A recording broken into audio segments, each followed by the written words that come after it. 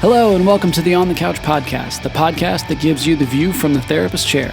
I'm your host, John Dennis, a licensed professional counselor. You're listening to OTC episode 24, Back to School Part 2.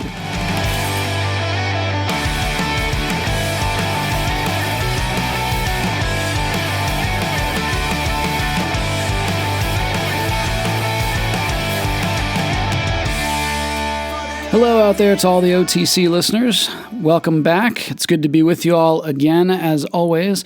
This week, I'm going to be focusing on helping your smaller children, grade school age, get ready to go back to school, helping them kind of get back into the swing of things and deal with any anxiety that they might have about school starting up again. That's right, folks. It's that time of year again. You made it through the summer, most of you. And you are ready for your kids to go back to school. They've gotten their school lists for the supplies they need. They've probably had bus orientation or school orientation and found out who their teacher is and what classes they're going to have, depending on what grade they're in. And the pumpkin spice is on its way. I'm sure you've already seen it popping up, sprouting here and there and everywhere. And with that comes a lot of stress and anxiety over the coming school year. Maybe your student didn't have such a great year last year. It was a real struggle, and they're anticipating this year. Some of them, they're just, they're stepping from middle school to high school, and it's going to be a much bigger school, a lot more kids, a lot higher expectations and responsibilities. And so a lot of times they really struggle with this. If you're gearing up for your kid to go back to school in the next few weeks, one of the best things that you can do is start now. Start talking with them about the expectations for sleeping, eating, screen time, things like that. So if you're expecting your child to just magically shift the night before school, the last day of summer, to whatever their sleep schedule and the time that they need to wake up in order to get ready and make it on the bus, if you're expecting them to do that right at the last minute, you're going to be in for a very rude awakening. So you want to really start them off now. I usually say, middle of August, especially if they're taking medications, if their nights and days are really upside down in terms of, they've been up playing video games or watching movies all night or things like that. You really want to help them ratchet and dial that sleep-wake schedule back into place where you want it to be or where it needs to be. Even helping a small child dial back their bedtime just by 15, 20 minutes a night, and like I said, helping to kind of slowly, incrementally change that back to where you want it to be for the school year. In terms of diet, obviously, you want to be getting them away from a lot of the dyes and the sugars. You want to make sure they're getting, regular meals, breakfast, lunch, dinner, getting all that stuff set for the school year, whether they're going to be, buying lunch or bringing lunch, what's breakfast going to look like in the mornings, and also meds. Definitely the younger the child, the more the adult needs to be involved in distributing the medications. You really want to make sure, you're up to date on their prescription, that they've got a refill if they need it. Just about every kid needs, a physical for school or for sports. So making sure to get in with the doctor and get a med check if they need a refill or something like that. And even small, simple things like helping them plan out the clothes that they're going to wear, making sure that they get their backpack packed. And I usually talk with parents about, routine and structure and the same place for those items. So if there's like a place by the door, a coat hook or something like that for the backpack and the shoes and things like that, but helping them pack and get all situated so that they know the next morning, okay, this is the clothes that I'm going to wear. This is, I've checked the weather, and they're able to just easily move through that, because starting them off right in the morning helps them to have a good ride to school, good start to the school day, and can really shape how they do throughout that school day. Taking a look at the numbers and statistics around childhood mental health and when things aren't going so hot in terms of stress and anxiety and depression, K through 12 Daily and the cabinetreport.com, they cite a pretty common statistic among organizations that advocate for increased mental health awareness. They talk about school refusal actually affects somewhere between 2 to 5% of school-age children, which means that about 1 in 50 kids in any 3-month period is going to struggle with refusing to go to school due to anxiety. And if you talk to anyone in the mental health field that works with children and adolescents, anyone in that works in the schools, and also just primary care medicine, they'll tell you that they've seen just a continuous rise in anxiety-related disorders. The Anxiety and Depression Association of America, they quote, anxiety disorders actually affect 1 in 4 children between the ages of 13 and 18 years old. And in my own practice as a mental health professional, I've said repeatedly, I've worked with a number of students that they have just opted out. They have removed themselves from public school or private school, and they would prefer to be homeschooled or cyber schooled, specifically because of anxiety and stress and the social interactions. Some, it's because some of the high schools or the middle schools that they're going to are so large and so overwhelming that it creates just so much stress and anxiety that they would prefer just not even to deal with it. And that's not even factoring in all of, the fears in today's schools over, school shootings and, violent incidents and things like that. So it's a huge issue. So I'm hoping that what I go over today can help.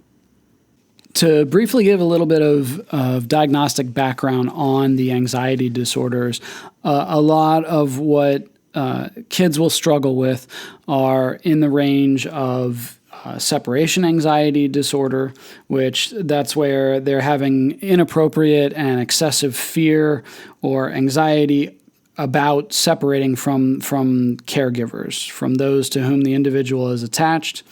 And so they'll have recurrent excessive distress when anticipating or experiencing that separation.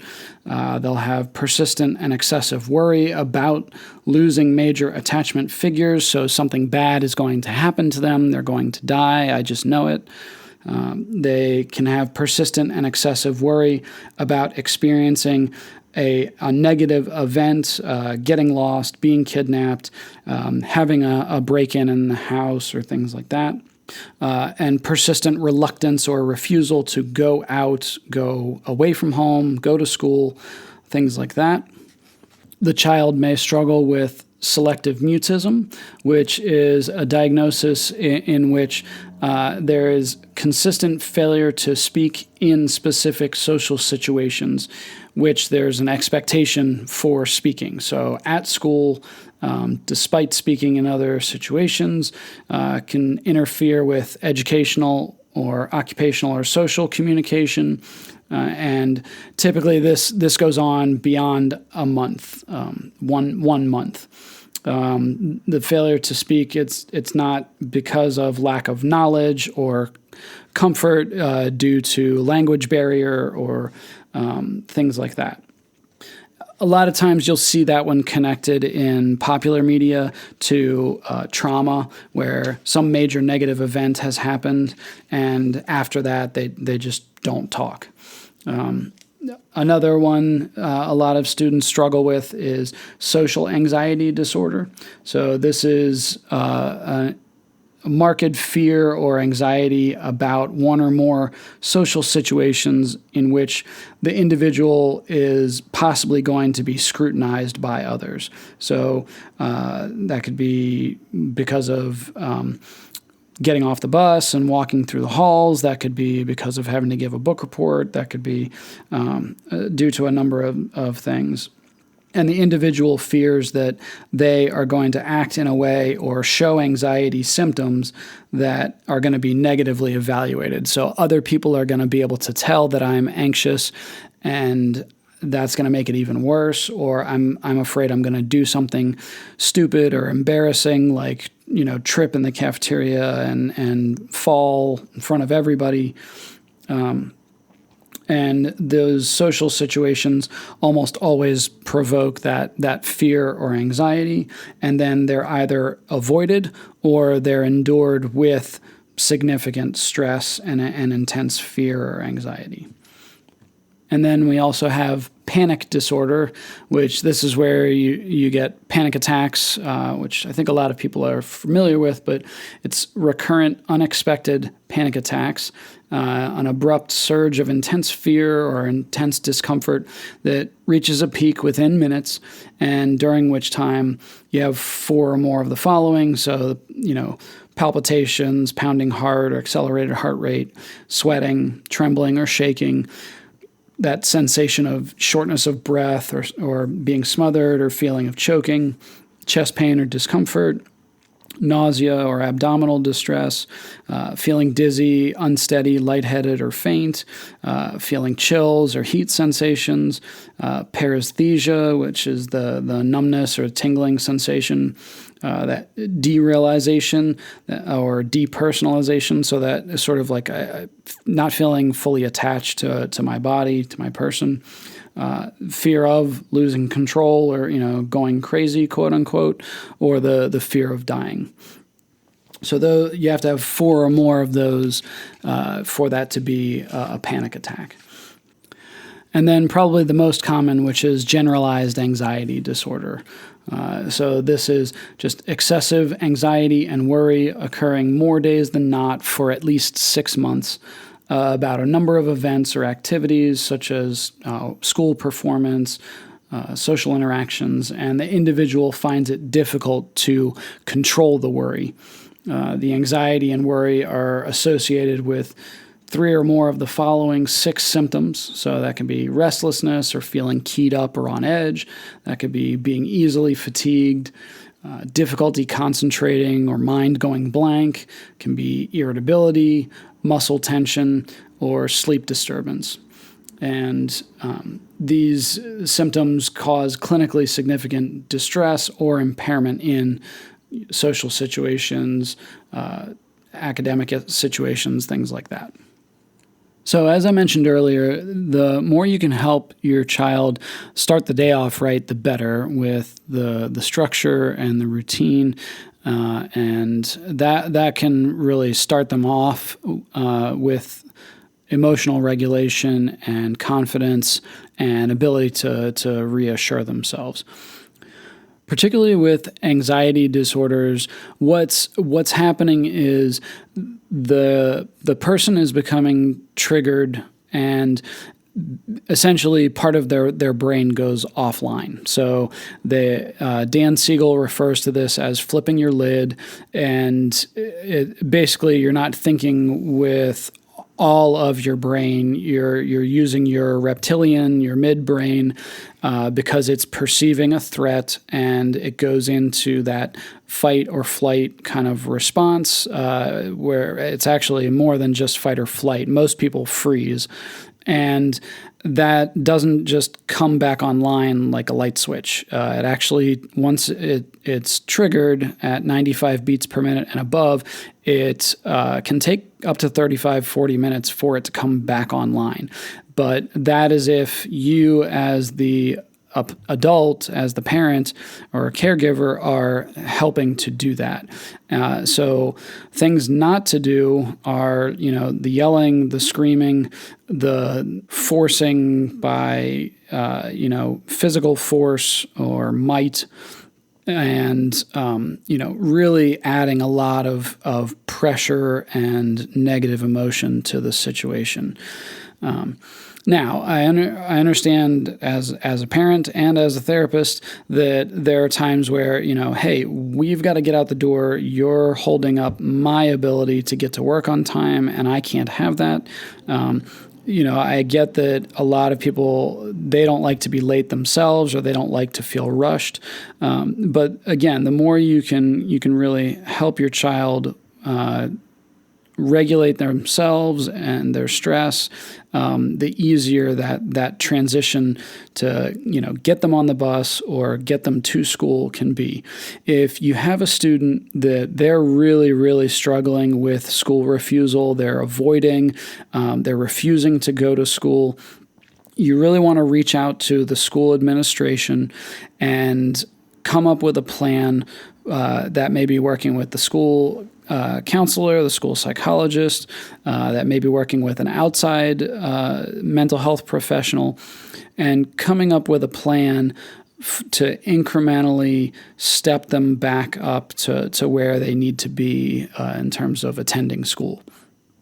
So you want to work on some relaxation techniques, some transcendental meditation, some deep breathing, and you can look up stuff on YouTube for like relaxation, breathing techniques, and things like that. So you're trying to help them regulate their breathing rate, which will then help them regulate their heart rate and help them to bring the other parts of their brain back online.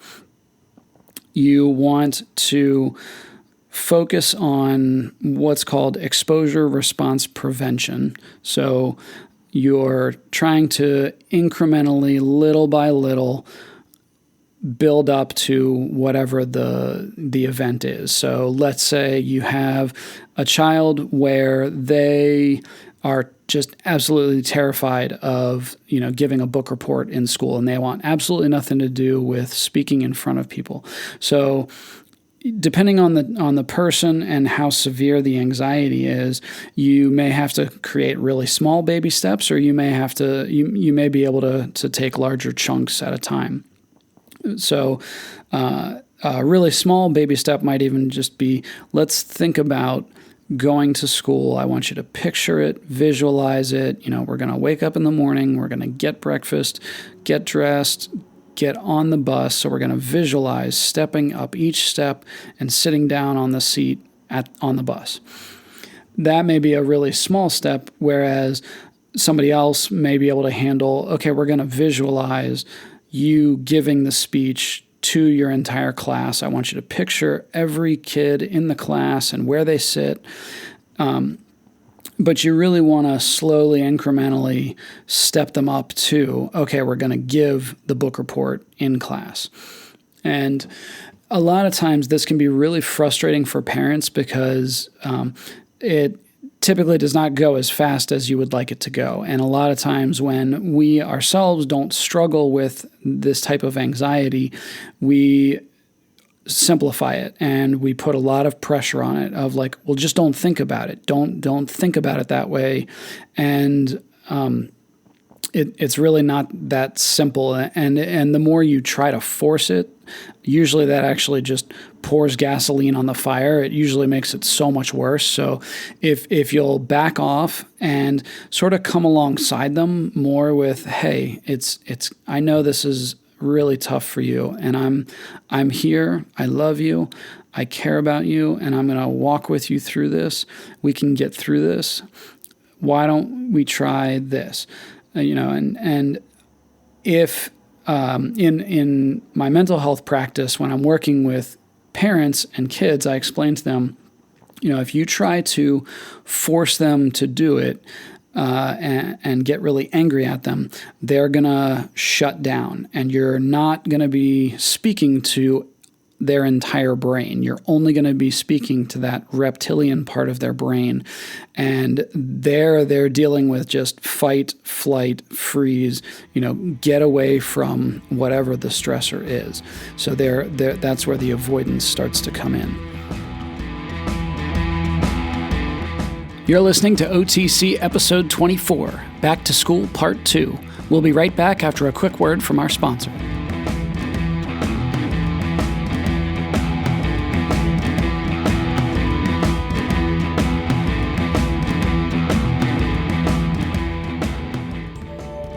Life is hard, but Parenting and Family Solutions is here to help.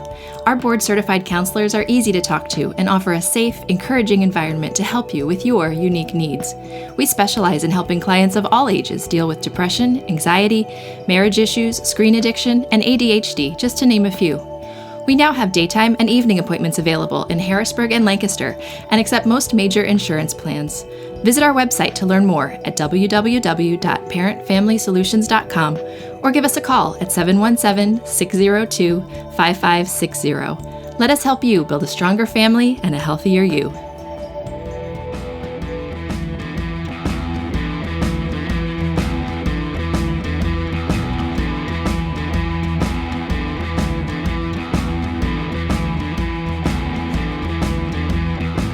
And these are the same types of concepts you would use if you had a child that they're not able to sleep in their own room, in their own bed, or the parent has to sleep in bed with them or things like that. So you're slowly, incrementally trying to build them up to sleeping in their own bed, in their own room by themselves.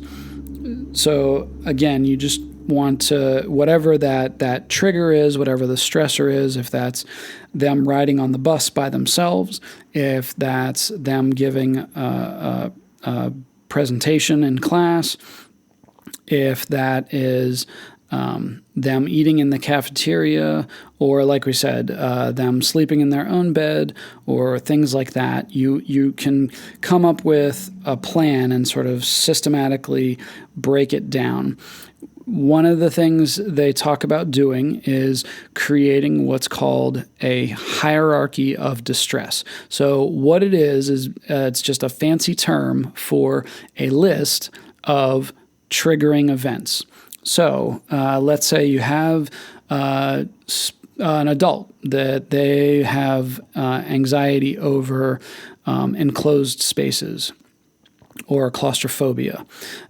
So them listing out, okay, being in a packed elevator and being in an empty elevator, being on the 13th floor in an elevator, so they're listing out these different things that might cause stress for them. And then you're going to, with that list, you want to create what are called subjective units of distress.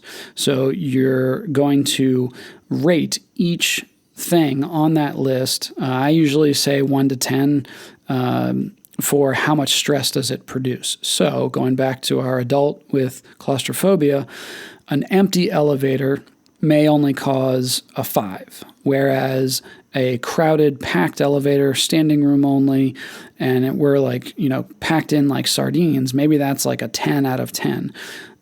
Especially if I'm that adult and I'm in the back of the elevator as opposed to right at the door. So it's basically a way to quantify and tell, okay, triggering event A causes significantly more distress than triggering event B. So you would work with your child to list some of those things out. And then you want to come up with, okay, what are the baby steps? What are the trials that we need to go through to help systematically desensitize them and get them ready? So that might be, maybe a baby step for that adult with claustrophobia is thinking about getting on the elevator, or maybe driving to the building where they're going to get in the elevator, but they're just going to sit in the car in the parking lot and think about riding the elevator. So again, you really have to determine how much anxiety and stress do these events produce.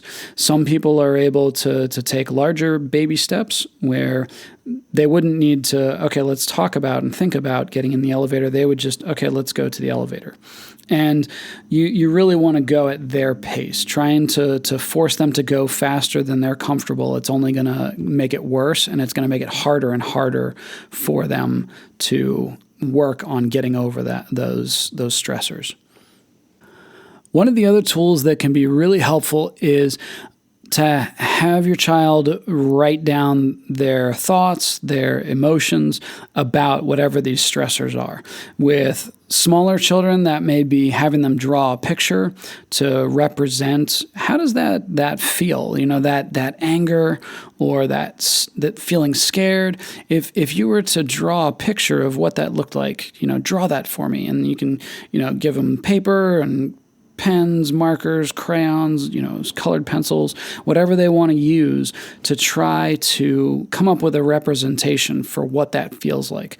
And with older kids, that may be them writing down the thoughts and the fears and the emotions connected to whatever that stressor is.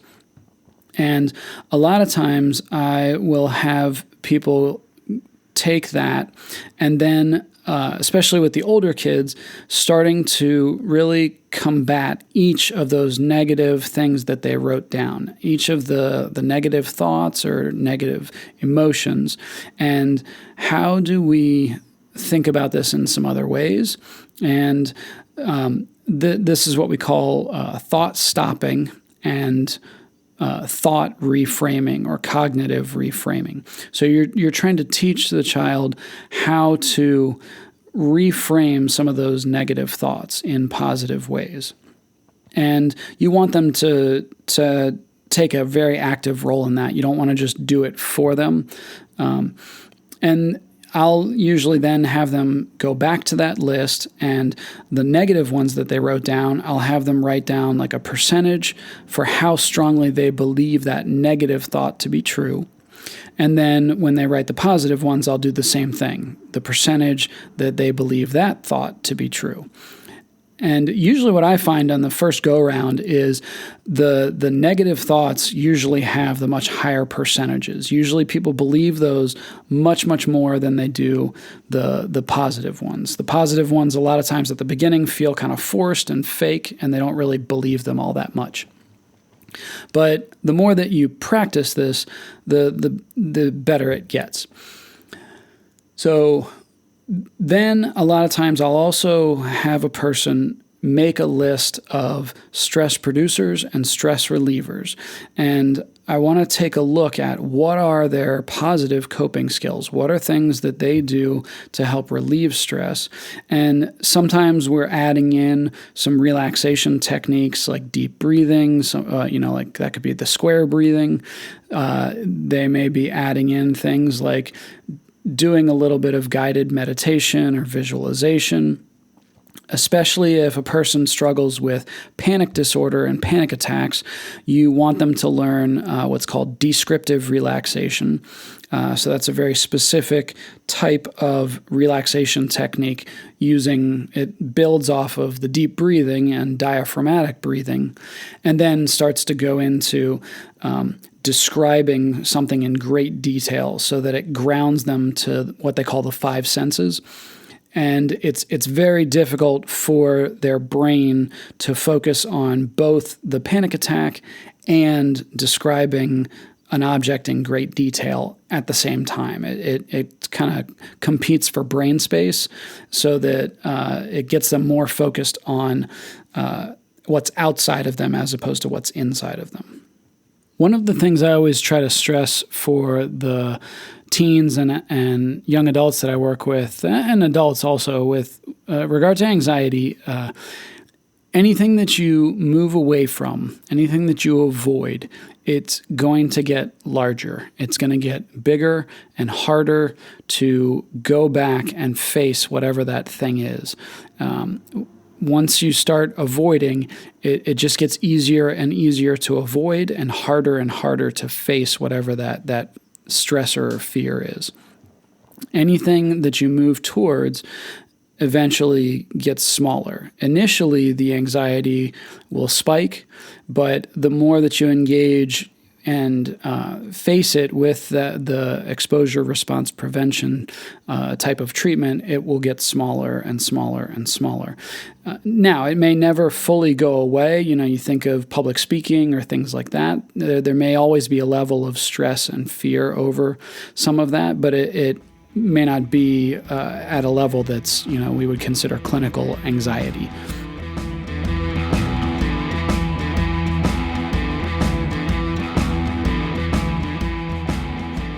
In our questions from the couch segment this week, we had a couple of questions come in. The one is from Stephanie in Baltimore, and she asks, my kid doesn't want to go to school and wants to do cyber school. Should I let him? And Stephanie, with this one with the limited details that I've got, I would say, one, you really want to talk with the child and about, okay, what are the reasons behind this? What's really driving this? And then you want to probably approach the school guidance about, hey, this is where I'm at. My kid is saying they don't want to go anymore. They want to just enroll in cyber school. And is that even an option? What are the steps to that? A lot of times, school guidance and administration, they want to try to help students be successful and stay in public school setting, and they want to know, hey, if a kid is being bullied, we want to know that. If there's things that we can do to help make things easier, they want to know those things. So I would say, easy answer is don't just jump straight to that as the automatic. You really want to consider the options. For some kids, yes, cyber school is a much better option. They're able to go at self-directed pace. Some are able to work ahead and work faster and graduate early, whereas others, they really flounder without that structure and that support. And they kind of just sink further and further into the cracks.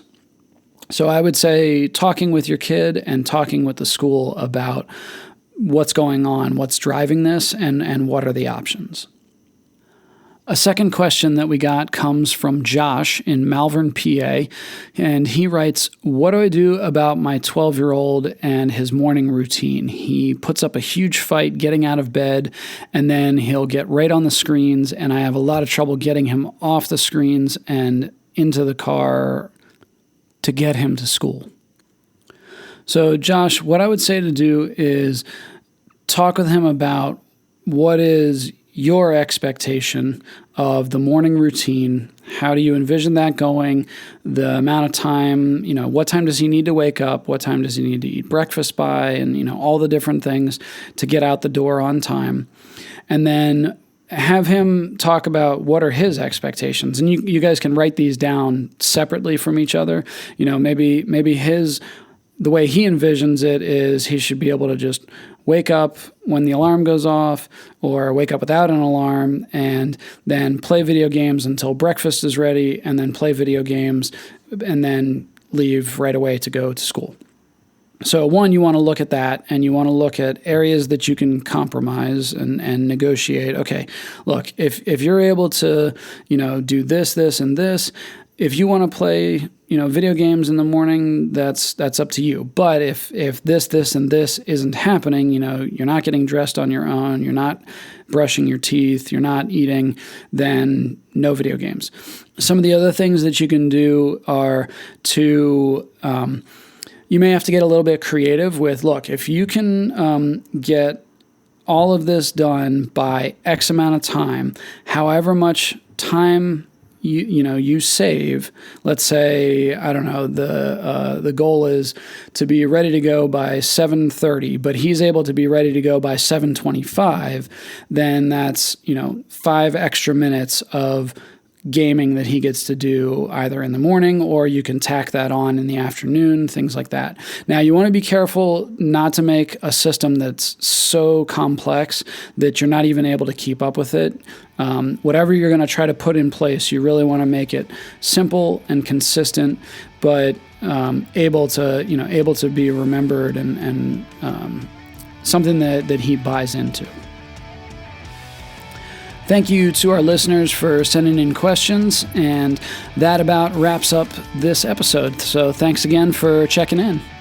Next episode will be OTC episode 25 with school psychologist Christy Peterson. If you liked what you heard, be sure to subscribe and review wherever you're catching this podcast at. You can check out detailed show notes and archived episodes at www.pfsonthecouch.com. If you want to stay up to date on future guests and contribute questions, be sure to follow us on your favorite social media platforms. The author and host of this podcast is not engaged in a therapeutic relationship with the listener and cannot give counseling advice without a confidential appointment.